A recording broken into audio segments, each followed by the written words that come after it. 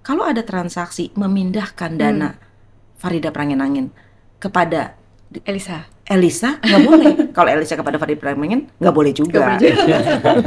Nggak boleh juga gitu.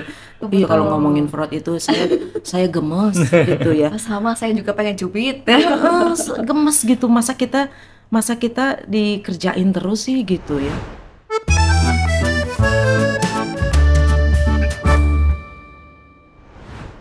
Hai Hai Yaibers, Yaibers. jumpa lagi di Roti Roti Manis. Manis, ruang obrolan rutin bermanfaat dan inspiratif. Emang ada yang gak suka roti manis? Semua suka dong. Mantap ya roti Mantap. manis.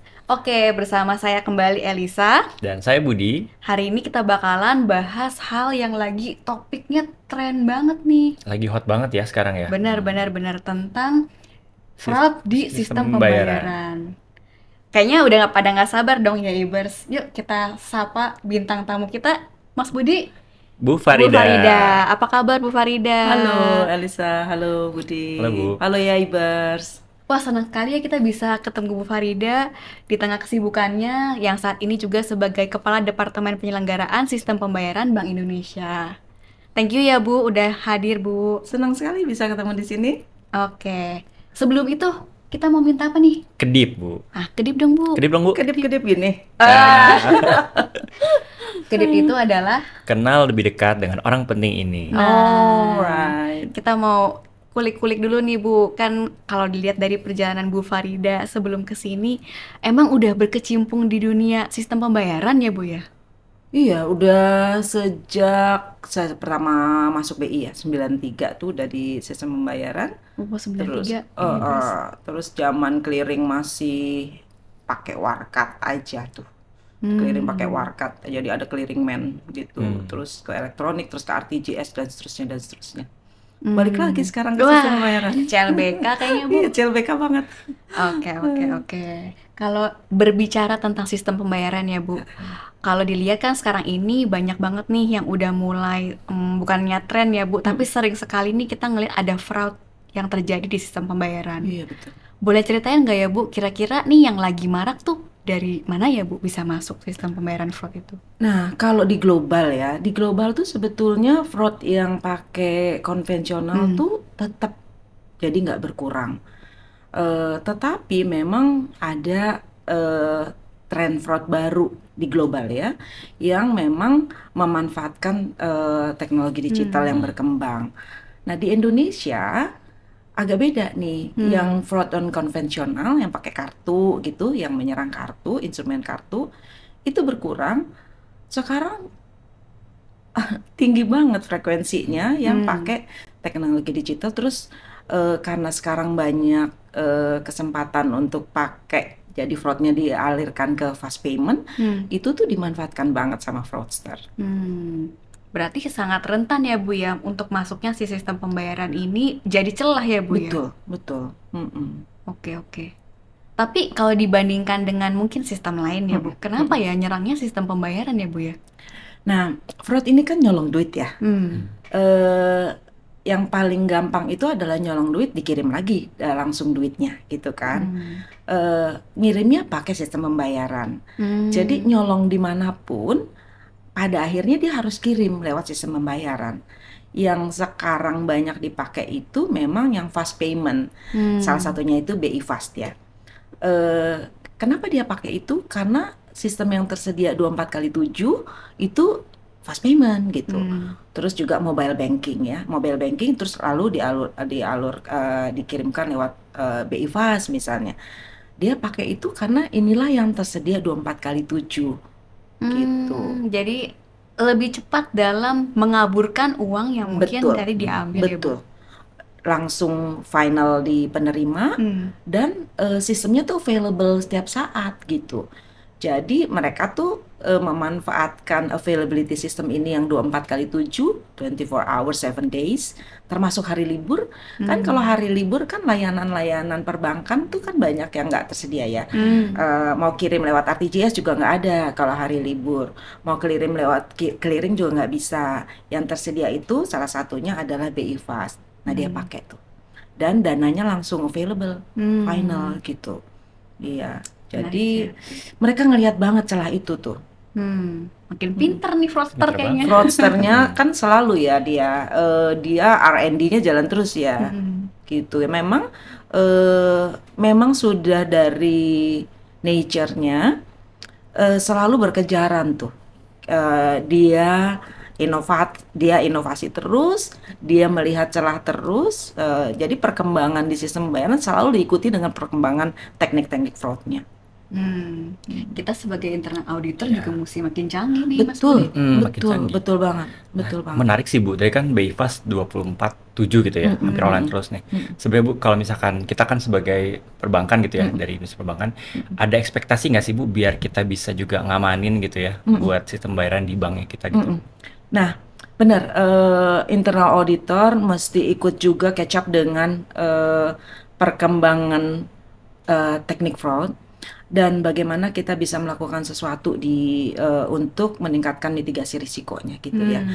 Knowing that mereka segitu inovatifnya gitu ya, kita nggak bisa membiarkan diri kita cuma jadi pengguna sistem terus kita diserang gitu.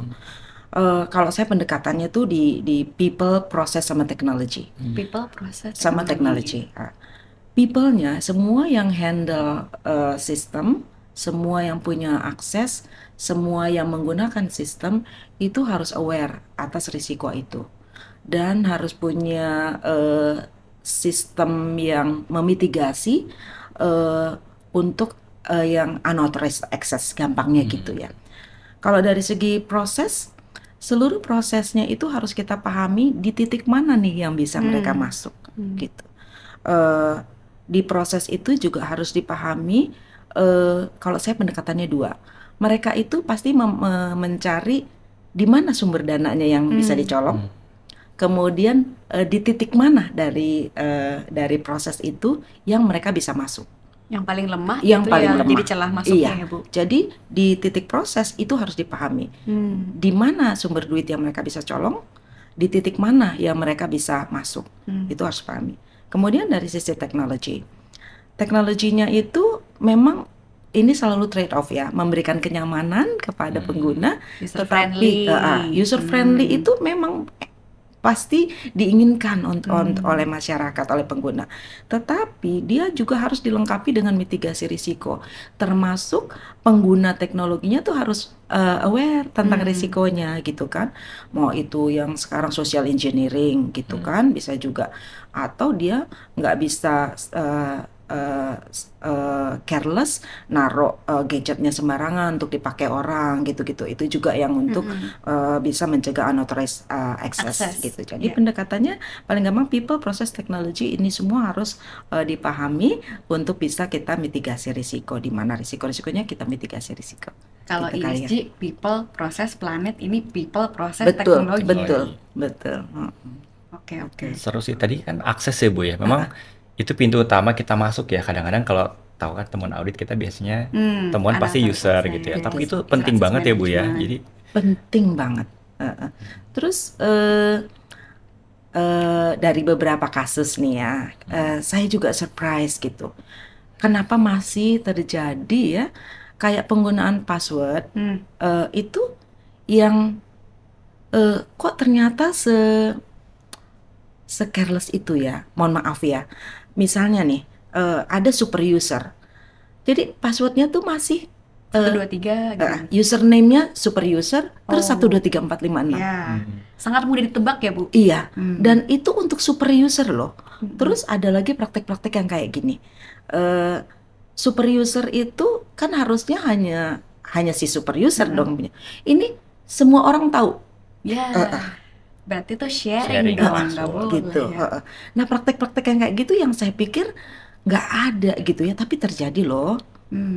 Itu beberapa pintu masuk fraudnya tuh dari situ. Kalau dari 3 tadi Bu, dengan adanya contoh kasus kayak tadi, berarti yang paling rentan sebenarnya people kali ya Bu. Dari Gimana kejadian-kejadian yang ini yang terjadi itu ada titik lemah di people. Baik itu, mohon maaf kalau saya menduganya itu adalah fraud ya, karena baik itu fraud ataupun keseleboran gitu, Keseleboran. keseleboran, keteledoran gitu ya.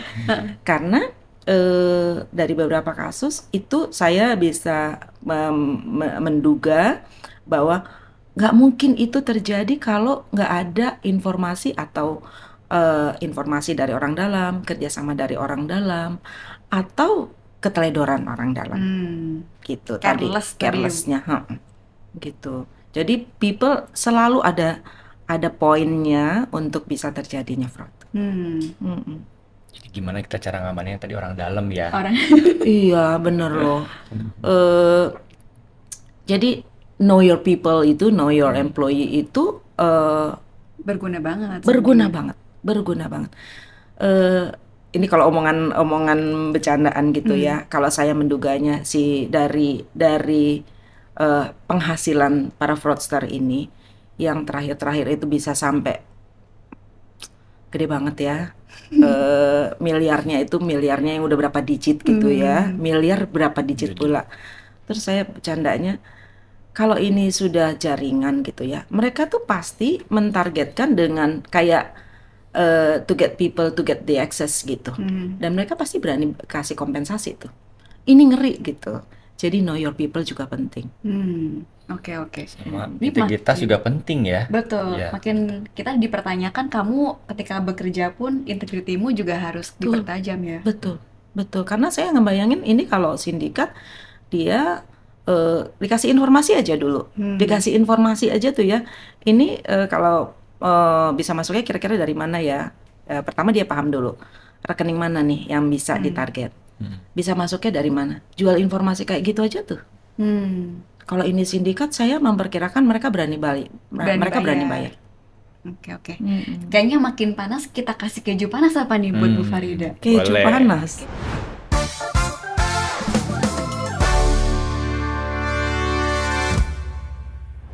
Keju panas.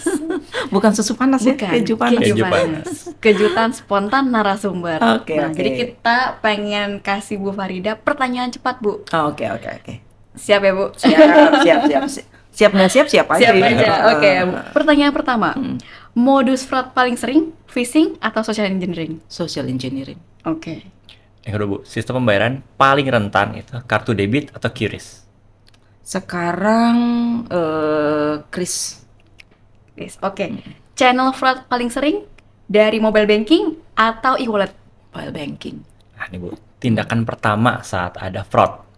1, blokir rekening atau langsung investigasi? Blokir rekening. Blokir langsung. Langsung. Putusin ya, Bu. Terakhir, Bu, peran utama pihak yang harus tahu tentang fraud, bank atau regulator? Bank. Oke, Bu, mantap. Panas banget ya, meleleh. Jadi sebenarnya pertanyaan tadi tuh kita tuh curiosity-nya sih, Bu, mulai dari channelnya yang paling sering dituju sama fraudster. Kemudian tadi pertanyaan terakhir juga, sebenarnya kita sebagai bank, kita yang harus melindungi kan ya, Bu ya. Selain betul. memang governance juga memang perlu ada. Betul. Cuma kan kita yang berinteraksi nih Betul. Dan yang untuk pintu masuknya, Bu. Betul. Dan yang dititipin duit nasabah tuh Bang ya. Iya, betul. Jadi kan kewajibannya untuk menjaga keamanan duit nasabah ya kan ya Ibers ya. Betul.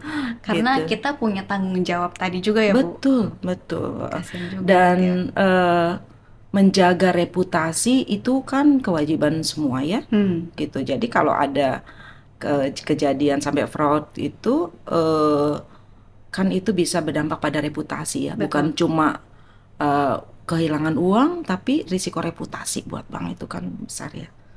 Kalau nggak ada trustednya lagi dari Betul, nasabah, ya pada betul, lari deh, Bu. Betul. Nggak ada lagi yang mau betul, berbanking dengan bank tersebut. Betul. Jadi Oke. sambil kalau kami itu menjaga juga sharing ini gitu ya, tanpa dan kalau ada kejadian-kejadian fraud itu kami share juga secara terbatas gitu ya, secara terbatas kepada tugas operasional bank, kemudian eksekutif bank. Itu bukan apa-apa. Kami tetap menjaga reputasi banknya, reputasi penyelenggara sistem pembayaran, karena itu juga concern kami kan ya. Tetapi perlu di-share gitu tentang modusnya, kemudian bagaimana mencegahnya gitu ya. Karena ya itu kembali lagi reputasi dan kepercayaan masyarakat terhadap sistem pembayaran itu kan harus kita jaga ya. Betul. Gitu. Mas Budi, saya masih punya banyak banget nih pertanyaan buat Bu Farida. Nah, gimana nih? Abis keju panas apa? Susu panas. 1000 pertanyaan Bu, loh salah ya. 1000. Soalnya tadi saya tertarik banget nih Bu, waktu Ibu bilang gimana kita bisa mencegah tadi fraud itu ada modusnya kan Bu. Aku pengen tahu dong Bu, mungkin Yaibers juga pengen tahu Boleh. ya. Modus yang paling atau yang terkini, yang terupdate lah Bu. Mungkin bisa jadi lesson learn juga ya Bu, terkait dengan si fraud sistem pembayaran tuh apa ya Bu? Oke. Dengan contoh kasus terkini boleh ya Bu? Boleh, iya. Jadi yang tadi saya udah spill dikit bahwa beberapa titik lemahnya gitu ya, tentang tadi akses gitu. Akses itu tidak ditata usahakan dengan baik. Jadi kalau kita nyebut ada sekarang fraud itu yang pakai authorized push payment gitu ya. Jadi dia authorized gitu.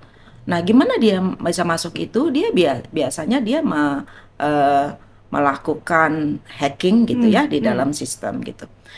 Kalau dari yang terjadi ini ada ya yang dia masuknya dari middleware. Dari middleware. Oke. Jadi koneksi antar sistem itu saya mau mengingatkan bahwa penting untuk dijaga, penting untuk dijaga. Terus kalau ada pengembangan sistem, kenapa kami sebagai regulator bilang kalau habis pengembangan sistem IT audit lagi dong. Betul. Gitu. Karena we never know gitu ya. Ada yang kebuka tuh celah gitu. Atau ada yang ya never know ya. Apalagi kalau ada pihak luar yang terlibat di dalam pengembangan sistem gitu. Kita nggak pernah tahu. Ada titik lemah, ada dia tinggalin celah untuk bisa masuk gitu. Atau ya. bisa juga nggak sengaja sih Bu. Kadang kan bisa kalau juga nggak kita sengaja. lagi ada Benar. enhancement. Benar.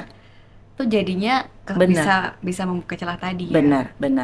Kemudian satu dia tadi bisa dari middleware. Kemudian bisa juga dia dari tadi kan saya bilang ada juga yang pernah terjadi itu dia pakai kris gitu ya.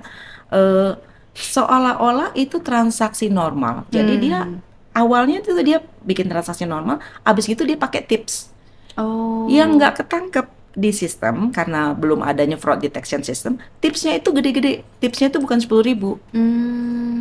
Kalau BI Fast itu katakan kalau BI Fast itu sampai 250 juta, dia tuh pakai 200 juta. Tapi tips. Oh, gitu ya Bu? Iya, itu ada yang kayak gitu. Ada yang kayak gitu. Ya? Iya. Jadi benar tadi ada transaksi beneran gitu. Terus yang kedua ini dia pakai sebagai tips gitu ya. Merefer transaksi yang ini gitu kan. Dia tips, tapi nilainya bukan tips. Nah, kalau nilainya itu besar ya. Nilainya besar. Kalau kita punya pakai fraud detection system, nggak mungkin ini lolos. Karena tips kok segede-gede gitu. Betul. Gitu ya. Itu ada salah satunya gitu. Terus ada lagi yang ini yang sebetulnya dia bukan di BI Fast-nya, di luar sana, tapi dia pakai BI Fast. Contohnya yang ada kejadian-kejadian yang menyerang rekening dana nasabah RDN. RDN itu kan sebetulnya hanya bisa dipindahkan dari misalnya saya nih rekening Farida Peranginangin gitu ya.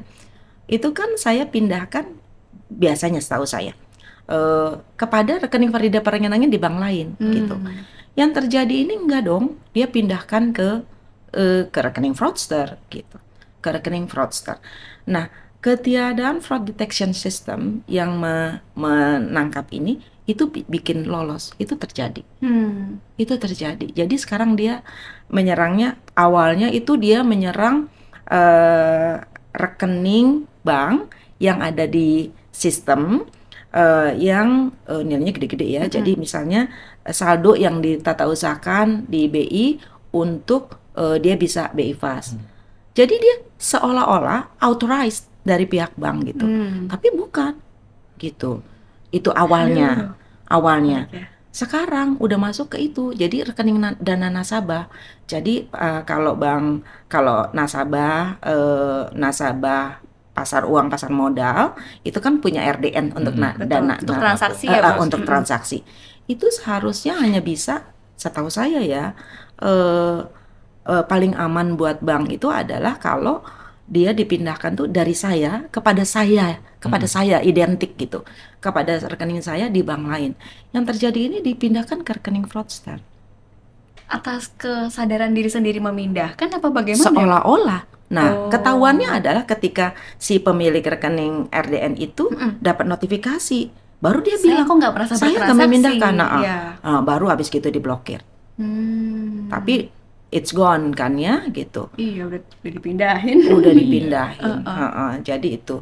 Dan si fraudster sekarang make di sana tuh jadi rekening penerima, itu dia rekening, maaf ya, saya buka di antara kita ini kan nggak apa-apa ya, biar nambah ilmunya, knowledge kita.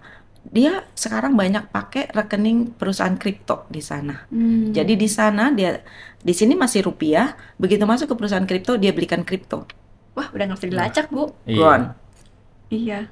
Tapi rekening perusahaan kriptonya kan masih bisa dilacak, dan namanya di situ harusnya si perusahaan kripto juga punya data nasabahnya. Sampai di situ bisa, tapi dia langsung convert ke kripto.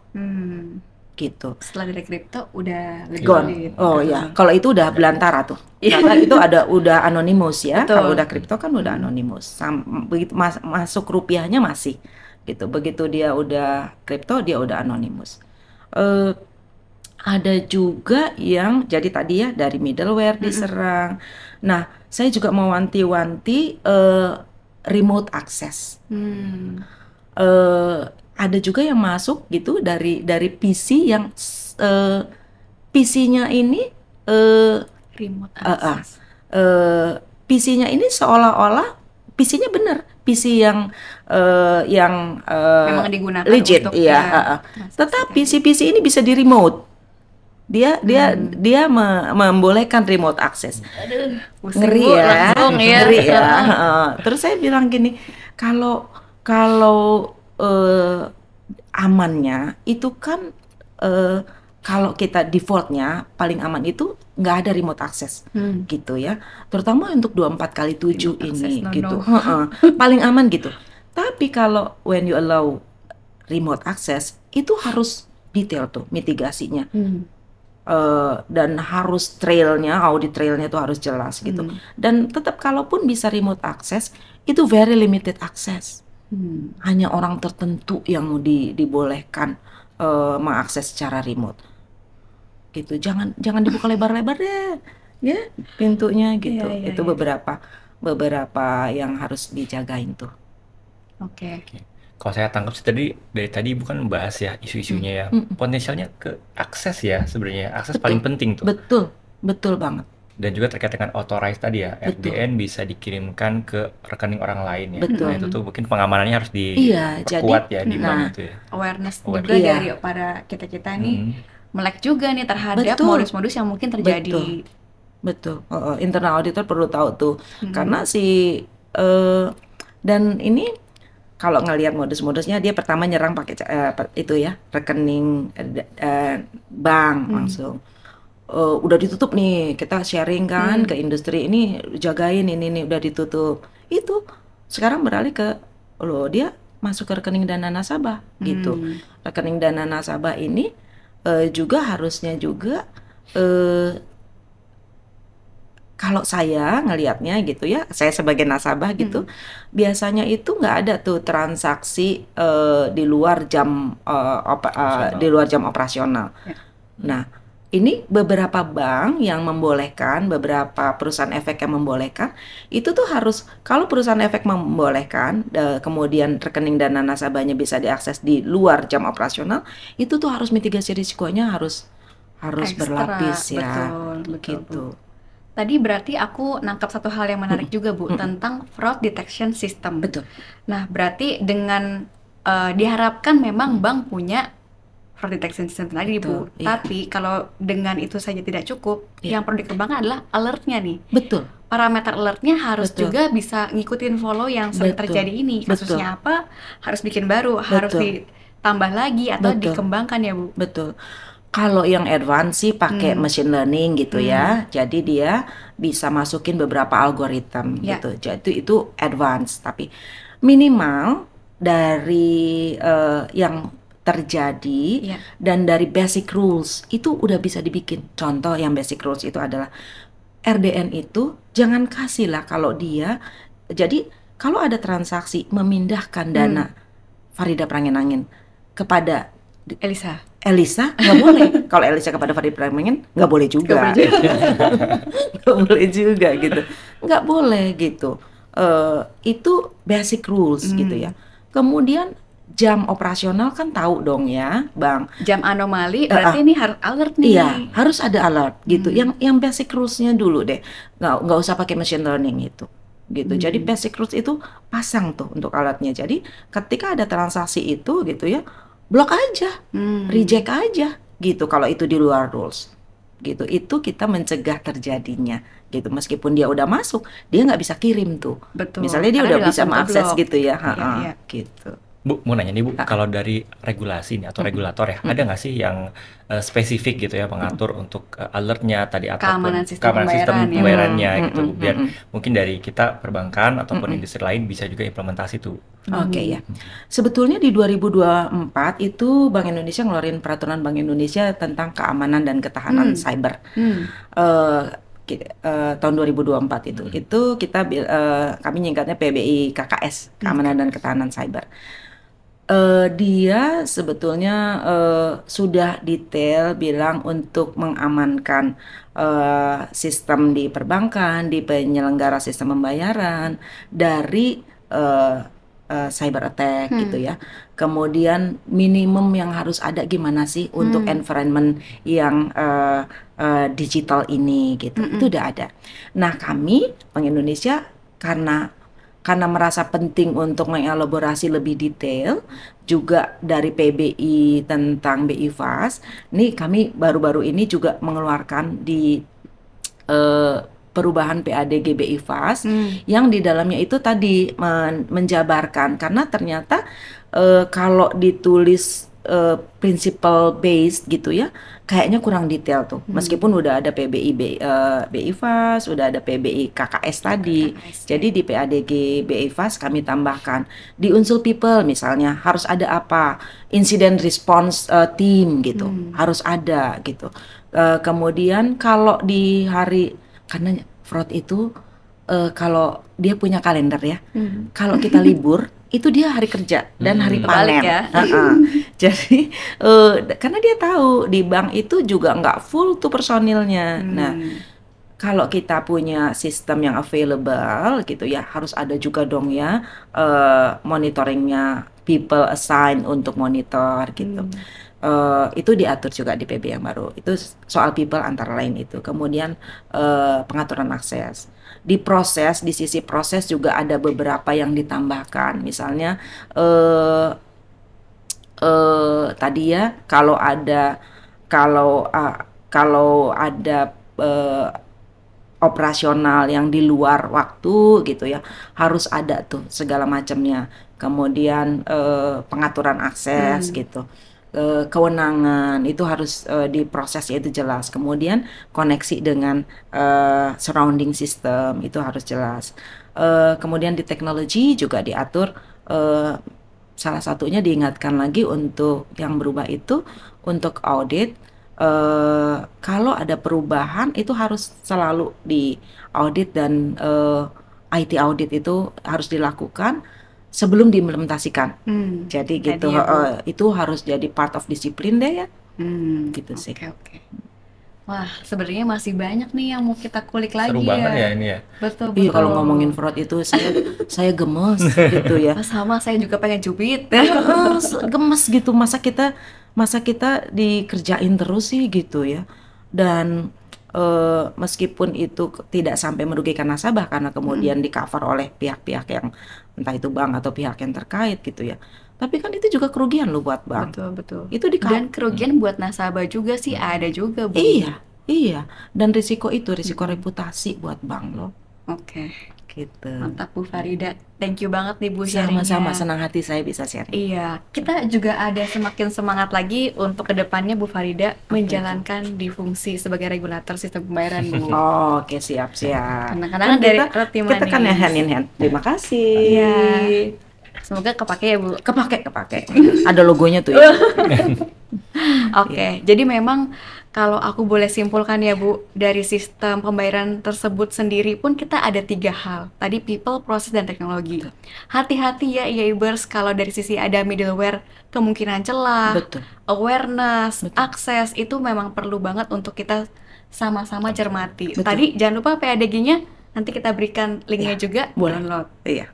Gitu ya Bu. Iya. Ada closing statement atau mau untuk e-ibers pesan-pesannya nggak Bu sebelum kita tutup nih Bu? Oke deh, iya. Ya e-ibers kita jagain sama-sama sistem. Wih, mantap. Thank you ya e-ibers sudah nonton untuk podcast kali ini ya Mas Budi. Tentunya bakal ada episode-episode yang seru lagi di YouTube Roti Manis. Roti Manis. Betul. Jangan lupa apa tuh? Komen atau berikan pertanyaan, nanti pertanyaan terbaik akan dapat hadiah ya. Benar. Pakai hadiah. Ada hadiah juga Bu. Kalau mau tanya ke Bu Farida lebih lanjut boleh banget. Boleh banget. Nanti kita akan japri ke Ibu ya Bu, pertanyaannya tolong jawab ya Bu. Boleh. Oke. Plus juga cek juga nih websitenya IAIB dan seluruh sosial media IAIB, termasuk klik subscribe dan juga like. Follow. Oke. Thank you ya Ibers sudah nonton. Thank you Bu Farida. Terima kasih Alisa, terima kasih Budi, terima kasih ya Ibers.